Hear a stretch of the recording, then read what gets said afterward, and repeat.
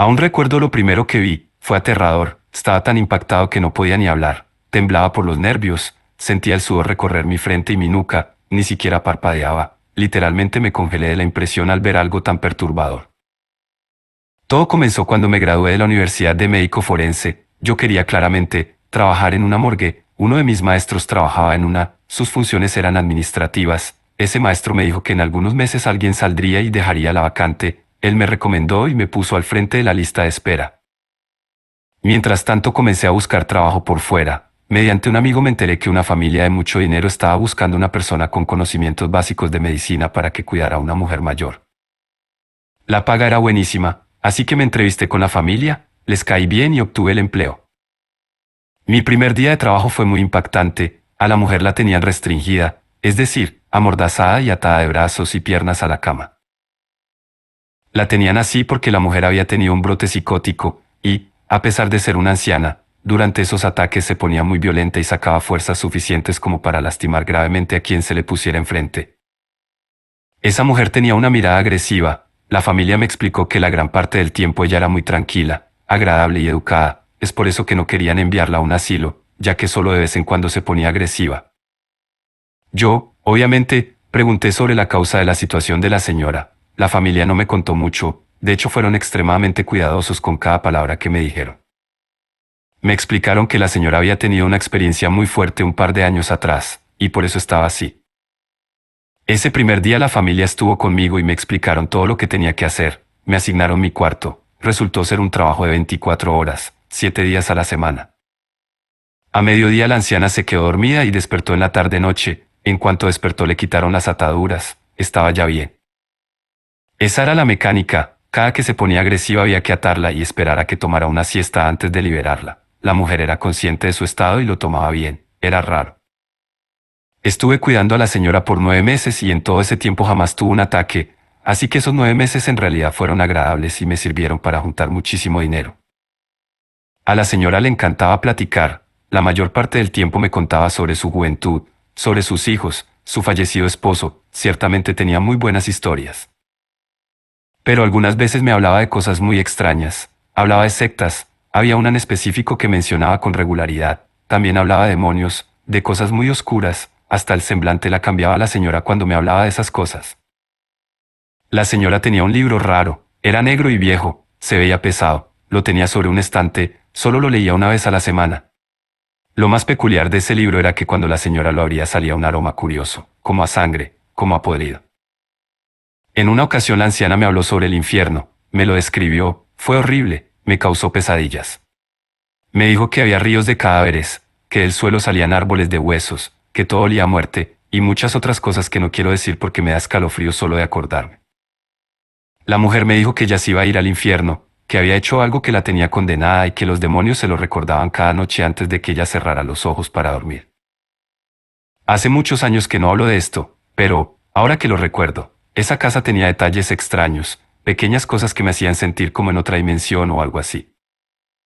La casa tenía varios cuadros que, según me dijo la familia, habían sido pintados por la mujer. Había uno en específico que me llamaba mucho la atención. Era un cuadro de un perro negro que se veía muy imponente. Era un galgo, delgado pero musculoso, con una pose amenazante y con una mirada muerta. Había otras cosas, un cuarto al que no se podía entrar, lo tenían hasta con candado. Como dije, eran detalles, pero de detalles en detalles la cosa pintaba medio turbia. A veces las puertas se abrían solas, se escuchaban voces, nada muy espectacular. En más de una ocasión hasta mi cuarto llegó el olor de aquel libro. Ocurría durante la madrugada. Nunca supe qué hacía la mujer leyendo ese libro a esas horas. También tenían un salón raro. Era como una biblioteca pequeña, como de 3x3. Lo que me llamaba la atención de ese salón eran los libros, los temas que abordaban. Todos y cada uno de esos libros hablaban de cosas relacionadas con el misticismo, las artes oscuras y seres de otras dimensiones. Un día la señora me contó el porqué de su condición. Me dijo que el evento que desencadenó todo fue un exorcismo que le practicaron después que algo saliera mal en un ritual. La señora era de creencias peculiares. Finalmente llegó mi último día de trabajo cuidando a la anciana. El motivo para mi renuncia era que al final me habían llamado de la morgue. Esa noche la anciana sufrió un infarto fulminante. Curioso, la morgue encargada de registrar el cuerpo fue la misma que me había llamado para trabajar. así que literalmente comencé mi nuevo trabajo en el mismo instante que terminó el anterior. Me dejaron trabajar el cuerpo, aún no firmaba, la persona de recursos humanos no estaba, pero el que sería mi jefe dijo que estaría bien para medir mis capacidades y comprobar mi experiencia. En ese momento estábamos 3 personas, mi jefe, un compañero y yo. No voy a ahondar en detalles técnicos, simplemente hicimos lo que se hace con todos los cuerpos y al terminar lo colocamos en una de las cámaras frías. Salimos a comer algo, aprovechamos para congeniar un poco, al regreso teníamos otro cuerpo, estábamos trabajando cuando hubo un apagón. La oscuridad no me gusta, las cosas empeoraron cuando comenzaron a escucharse horribles gritos, eran desgarradores, había golpes, parecía que alguien quería salir de los refrigeradores. Los 3, por miedo salimos de ahí y avanzamos con cuidado por el oscuro pasillo. Entonces la luz volvió, lo que vi no tenía ningún sentido para mí en aquel momento. El cuerpo de la anciana estaba parado, al final del pasillo, observándonos. Fue aterrador, impactante y perturbador, tal como dije al principio, ahí comenzó mi viaje. Lo siguiente que ocurrió fue que el cadáver de esa anciana corrió hacia nosotros gritando horriblemente, cerré los ojos con fuerza, deseando estar en cualquier otro sitio menos ahí. Esperé y esperé a que pasara algo, pero no, al abrir los ojos el cuerpo de la mujer estaba en el suelo, inmóvil, tal como se supone que debía haber permanecido al morir. Ahí me convencí que todas las extrañas cosas que me platicaba la señora eran ciertas, el exorcismo, los rituales, todo, era la única explicación que yo le encontraba al hecho de haber visto a un cadáver correr por un pasillo. La mujer solía decirme que cada parte del cuerpo guarda una esencia de la vida y la muerte, decía que cuando una persona recibía un trasplante de órgano o de sangre, su esencia cambiaba, que ahora era la mezcla de 2 personas, y que tanto las bendiciones como las maldiciones del donante pasaban a cobijar al huésped. Estaba pensando en eso mientras tomaba un vaso de agua en mi casa, intentando olvidar la grotesca escena que había vivido en la morgue unas horas antes. Entonces recordé que de todos los órganos de la anciana, solo uno estaba en condiciones aceptables para donación, y de hecho ya debería estar siendo transportado para implantarse en otra persona. Eso no sonaba nada bien, la señora había sido poseída por energías oscuras, por eso le habían hecho el exorcismo que la dejó con problemas mentales. Así que, si lo que la señora decía tenía algo de verdad, significaba que la persona que recibiría ese órgano, también recibiría las energías negativas que habían atormentado a la anciana. De inmediato volví a la morgue, claramente no podía llegar preguntando por el destino del órgano ya que es información sensible y no me la proporcionarían, así que lo que hice fue revisar, a escondidas, los documentos. Ya con la información pude llegar al hospital y pregunté sobre el paciente que recibiría tal órgano, inventando que yo era familiar del donante y que quería conocer a la persona. Resulta que se trataba de un hombre de 50 años, aún estaba en quirófano, me presenté con la familia, ellos estaban agradecidos y también preocupados, se trataba de una operación de alto riesgo, varias horas iba a tardar. Todo salió bien, conocí al sujeto, todo parecía estar en orden, no había pasado nada.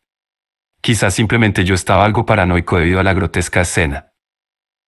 Pasaron 4 meses, yo seguí trabajando en la morgue, hasta que un día llegó el cadáver del sujeto que había recibido el trasplante. Murió atropellado. Me puse en contacto con la familia para saber qué era lo que había pasado. Resulta que durante 2 semanas el hombre estuvo diciendo que veía cosas, horribles cosas que lo atormentaban y que lo amenazaban con llevárselo al infierno. Un día él simplemente no pudo más y salió corriendo, desesperado, se atravesó en una avenida y pasó lo que pasó. La esposa me dijo que esas visiones, o alucinaciones, comenzaron cuando ella le comentó que estaba embarazada. Me quedé pálido, esa criatura había sido concebida después del trasplante, es decir que parte de la esencia de la anciana ahora se encontraba dentro de la madre, en el bebé. Yo tenía un amigo que era ginecólogo y le pedí de favor que se hiciera cargo de todos los pormenores del embarazo de la mujer. Afortunadamente ella era joven así que, en teoría, el embarazo no debería tener demasiadas complicaciones. Me estaba involucrando demasiado en el caso, más de lo que debería, y los seres oscuros que habían matado a la anciana y al señor que recibió el trasplante comenzaron a notarlo. Una tarde cualquiera, mientras yo caminaba de la morgue a mi casa, un perro negro, galgo, bastante grande, igual que el que había visto en el cuadro de la casa de la anciana, comenzó a seguirme de lejos. Yo noté rápido su presencia, las miradas que me lanzaba eran bastante pesadas. Di varias vueltas innecesarias, alargando el camino a casa, con la intención de que aquel perro dejara de seguirme, pero no ocurrió. Cada que volteaba podía ver al canino. Al llegar a casa me encerré, trabé la puerta con una silla, aseguré las ventanas y encendí todas las luces de la casa. Yo en verdad me sentía en peligro.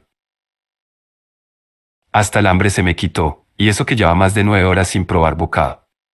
Agarré una silla, la puse cerca de la puerta y ahí me senté, esperando que nada ocurriera. Ni siquiera recuerdo haberme quedado dormido, pero unos golpes en la puerta me despertaron. Yo grité, preguntando quién era, pero nadie respondió. En su lugar, los golpes comenzaron a ser más fuertes y más rápidos. Luego de unos instantes el ruido cesó, no ocurrió nada más. Al día siguiente, al salir de mi casa para ir al trabajo, descubrí que había garrapatas afuera de la puerta. Eran muchísimas, obvio no las conté, pero fácilmente eran más de 100. Volví dentro, sin tocar la puerta, y me acabé todo el veneno que tenía para matar a esos bichos.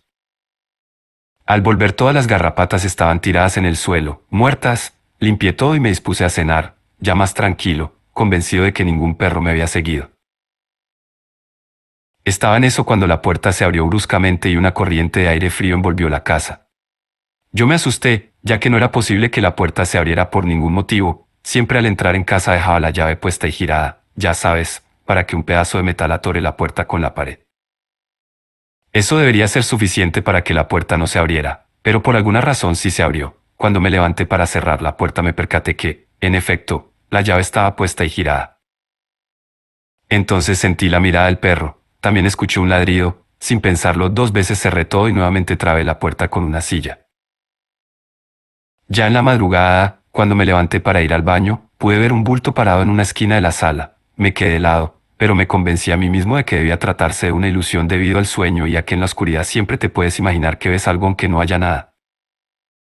Esa noche y varias más tuve pesadillas variopintas, pero había una que se estuvo repitiendo por más de una semana. Era el recuerdo de aquel pasillo, mientras veía el cadáver de la anciana correr hacia mí, gritando. Era muy escalofriante. Yo despertaba por la desesperación, sudando y con los latidos a tope, como si fuera a darme un infarto, igual que el que había matado a la señora. Durante los siguientes 8 meses, más o menos, tuve varios encuentros con el perro galgo, además de las pesadillas. Todo esto tomó una pausa cuando nació el hijo del hombre que murió atropellado. Era como si los oscuros seres no pudieran atormentar a 2 personas al mismo tiempo. Yo, que seguía haciéndome pasar como familiar de la anciana, me acerqué a la esposa, para preguntar por su bebé. Ella, creyendo mi historia, me pidió que fuera el padrino de bautizo del bebé. Acepté. Durante años todo transcurrió con normalidad, pero en cuanto el niño aprendió a hablar, con 3 años cumplidos, las cosas raras volvieron a comenzar. El niño decía que tenía un amigo imaginario. Daniel se llamaba el amigo. Lo extraño era la historia de origen del amigo.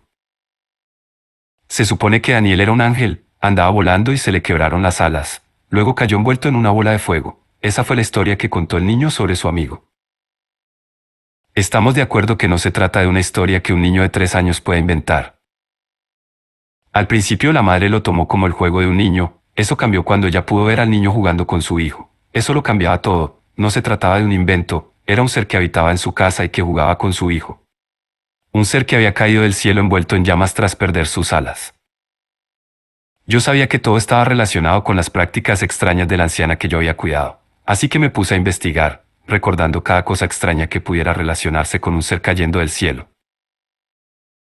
Pensaba y pensaba, entonces recordé una cosa. En alguna ocasión la anciana me mencionó algo sobre una secta, que no voy a mencionar para no meterme en problemas. El punto es que esa secta creía en un ser al que llamaban el devorador de pecados. Eso era todo. La anciana no me había dicho nada más, y, como era de esperarse, en internet no encontré nada útil. Lo único que se me ocurría era infiltrarme en la secta, pero me daba miedo, así que me saqué esa idea de la mente. Opté mejor por acudir a una iglesia y consultar a un sacerdote. Le planteé la situación y poco pudo decirme. No tenía idea de la existencia de esa secta, ni tampoco de un ser llamado el devorador de pecados, pero lo que sí me dijo es que el amigo del niño, Daniel, no era algo bueno. Posiblemente, según lo que contó el niño, podría tratarse de un demonio. Había llegado a un callejón sin salida, no había más pistas, ya no había nada, solo quedaba esperar a ver qué era lo siguiente que ocurriría. Una tarde, la mujer me llamó. El niño se había puesto enfermo, ella no tenía en qué moverse y me pidió de favor que pasara por ellos para ir al doctor. Fuimos a similares. El niño tenía mucho dolor en el estómago. De hecho, parecía que lo habían arañado. El doctor lo atendió y tal, le recetó algo y luego lo llevé de regreso a casa. El niño decía que Daniel se había vuelto malo, que había sido él quien lo había arañado, incluso dijo que Daniel se lo iba a llevar lejos. La mañana siguiente, cuando la señora fue a buscar a su hijo, el niño ya no estaba. En su cama había una carta, totalmente ilegible, tal cual haría un niño pequeño, solo había una palabra que sí se entendía, Daniel. Por supuesto que lo primero que hizo la señora fue ir a la policía, fue estando ahí que me llamó. Afortunadamente la persona que la atendió inmediatamente ascendió el caso a la fiscalía, supongo que por tratarse de un menor. También se desplegó una alerta Amber. Esa carta toda mal escrita y llena de garabatos era la única pista del paradero del niño. Los días pasaban y no había resultados. Yo sentía que había al menos una ligera posibilidad que la secta pudiera estar detrás de la desaparición del niño. Pero es que todo era tan rebuscado. Intentaré resumirles lo que yo estaba pensando. Primero, la anciana termina relacionada de alguna forma con esa secta. Algo ocurre, quizá un ritual que salió mal, y ella es sometida de emergencia a un exorcismo. Logran salvarla, pero las energías oscuras no la abandonan del todo y se adhieren a su esencia. Ella muere y el padre del niño, al recibir el trasplante, se lleva consigo una parte de la esencia de la anciana, y por tanto también se lleva a los seres oscuros. Esas cosas, por alguna razón se esperan a que conciba un hijo para matarlo. Mientras el niño está en gestación, las energías oscuras tratan de amedrentarme para que no intervenga. Nace el niño y está marcado por haber nacido con una esencia oscura dentro de su ser, y esa marca es percibida por el devorador de pecados. Es por eso que lo encuentra y de alguna forma la secta también da con el niño y lo sustraen para hacer, posiblemente, el ritual que salió mal con la anciana, cerrando así el círculo. Es muy rebuscado, estoy consciente de eso, pero es que en aquel momento todo eso me hacía sentido, estaba convencido de que yo tenía la razón. Claro que no podía llegar con la madre y soltarle un argumento como ese, no ayudaría en nada. Y así me quedé, creyendo saber la verdad sin poder contarle a nadie para no ser juzgado loco. Pasó una semana, finalmente encontraron al niño, por desgracia, ya estaba sin vida, y mostraba señales de haber sido brutalmente atacado por varios animales. Le habían arrancado grandes pedazos de carne en la parte superior del cuerpo. Yo me enteré porque llegó a la morgue donde yo estaba trabajando. Dije que yo conocía a la madre y que me dejaran ser yo quien le diera la noticia. Fue terrible. La mujer sufrió un colapso cuando le pedí, por protocolo, que identificara el cuerpo. Casi le da un ictus a la pobre. Trabajamos el cuerpo, como cualquier otro, por más que busqué de forma minuciosa. No encontré un solo indicio de que el menor hubiera sido utilizado en un ritual, pero no encontré nada. Y entonces volvió a suceder. Las luces se apagaron, golpes y gritos se escucharon. Salimos de ahí y avanzamos por el pasillo. La luz volvió y, como la vez anterior, estaba el cuerpo al final del pasillo, pero ahora se trataba del niño. Aquello se sentía como un déjà vu, como un terrible déjà vu. El cuerpo del niño se abalanzó sobre nosotros y en un parpadeo su cuerpo estaba tendido en el suelo. Ya habían pasado muchos años, pero el revivir esa situación me hizo recordar todo. Tenía miedo de caminar a casa por pensar que volvería a ver al gran galgo negro, pero me calmé un poco al caer en cuenta que ya tenía vehículo, así que no tendría que caminar a casa como la vez anterior, así que, en teoría, no habría problemas, o al menos no debería haberlos. Levantamos el cuerpo, lo colocamos en el lugar donde debería haber permanecido y continuamos con el turno fingiendo que nada había pasado. Al llegar mi hora de salida fui lo más rápido que pude a mi vehículo, no quería estar ni un segundo más en la morgue. Ya había recorrido más de medio camino, cuando, al ver por el retrovisor, me quedé helado al notar que el perro negro estaba tranquilamente sentado en el asiento de atrás. No hacía ruidos, se limitaba a mirarme de una forma muy amenazante. Estaba tan asustado que no me percaté que me pasé un semáforo en rojo, choqué. Lo bueno es que el auto que impacté iba a baja velocidad, así que nadie salió herido. Es más, solo mi auto resultó dañado, al otro solo le quité algo de pintura. Durante 28 días estuve viendo al galgo negro en diferentes horarios y lugares. Nunca más dentro del vehículo, lo llegué a ver hasta dentro de un ascensor. Por alguna razón que desconozco, los espectros seguían atormentándome. No tenía sentido, se supone que el niño era el último que había heredado esa esencia maldita, por tanto, si el niño ya estaba muerto, los demonios debieron haberse ido con él. Algo estaba pasando, y ahora era mi integridad la que corría peligro, así que no podía quedarme sentado cruzado de brazos esperando lo peor. Volví a esa casa donde había conocido a la anciana, no había nadie, De hecho, parecía que la casa había quedado abandonada desde que la anciana murió años atrás. Intenté llamar a la familia, pero los números ya no existían. Entonces le pedí a mi amigo, al que me había contactado con ellos, que de favor les dijera que necesitaba hablar con ellos de forma urgente. Mi amigo quiso hacer preguntas, pero le dije que no podía darle más información. A los 3 días recibí una llamada, era de uno de los hijos de la fallecida anciana. Él aceptó reunirse conmigo, me dio una fecha, el nombre del restaurante y la hora a la que debía presentarme. El día de la reunión obtuve muchas respuestas. La anciana y toda su familia formaba parte de una orden, cuyo nombre jamás lo había escuchado. Bueno, esa orden compartía algunas creencias con la secta de la que me hablaba la mujer.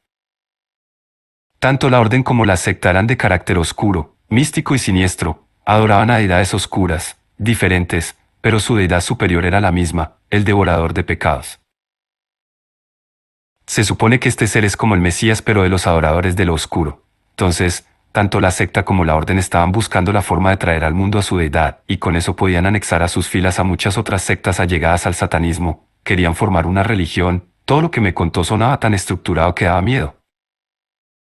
Bueno, resulta que entre todos los miembros de ambos grupos solo había una persona que podía recibir en su carne al devorador de pecados. Esa persona era la anciana. Se le practicó un ritual. La idea era que la oscura deidad entrara en la mujer. Una vez que aquello se realizara con éxito, la iban a sacrificar para que después el patriarca de la secta y la matriarca de la orden se comieran la carne de la anciana. Así la esencia oscura estaría dentro de ambos para que pudieran procrear a un hijo que sería como el anticristo o una cosa así.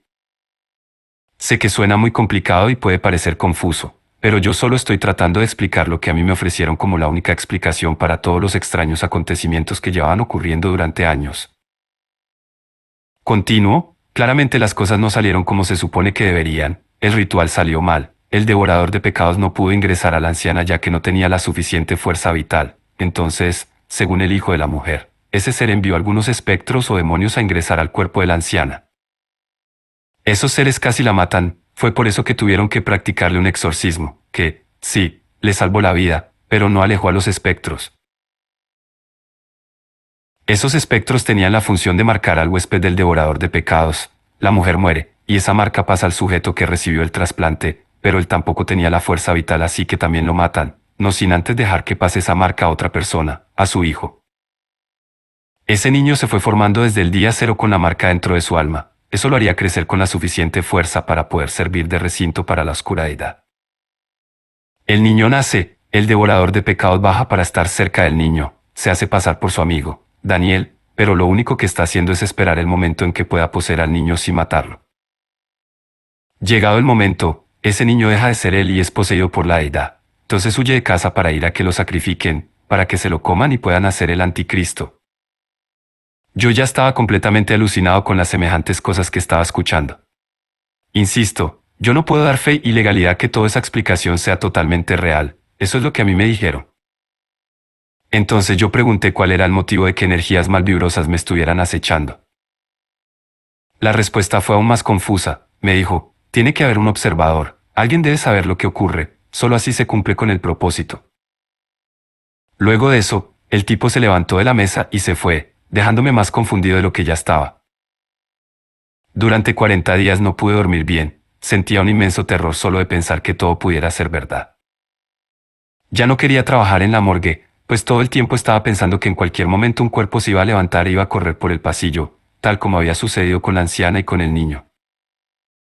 Una tarde llegó un cadáver con una característica peculiar, tenía una profunda herida en el brazo izquierdo, que comenzaba desde la palma de la mano. Esa herida, ya que limpiamos el cuerpo, notamos que era un símbolo que jamás había visto antes, era como una cruz, pero en lugar de tener una línea atravesada, tenía 3, y una de esas líneas era curva. Ese símbolo era la causa de la muerte, se lo habían marcado con un objeto punzocortante, ese objeto entró demasiado en el cuerpo causando un rápido desangramiento.